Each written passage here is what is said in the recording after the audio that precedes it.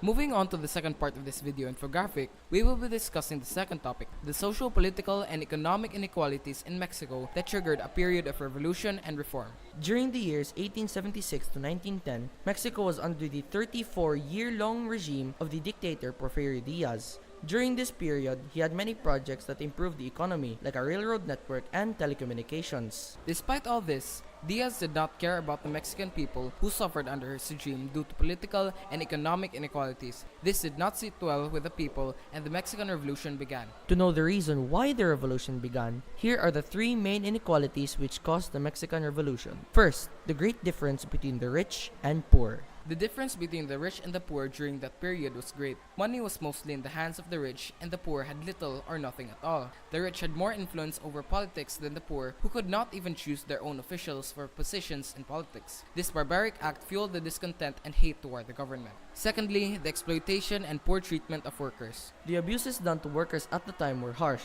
They were forced to work under the blistering heat for long hours while getting little to no pay for it. Most of the land was also owned by the rich, which in turn infuriated the farmers. And third, the 34-year rule of Porfirio Diaz. The people in general did not like the overextended rule of Diaz. There was hope for the Mexican people when in 1908 Diaz announced that Mexico was ready for democracy and that he was going to retire from his political post. But even so, he eventually ran for presidency later on. The people did not approve of this selfish act, and so began the Mexican Revolution of discontent, chaos, and confusion. All in all, these inequalities eventually paved the way for the Mexican Revolution and reform to occur, and for Diaz to finally be ousted from the presidency after about 3 decades of continuous rule over Mexico. So, this is the end of the video. We really hope that you learned something new. Don't forget to like, comment, and share with your friends and family. That would be much appreciated so that we can get those high grades. Bye!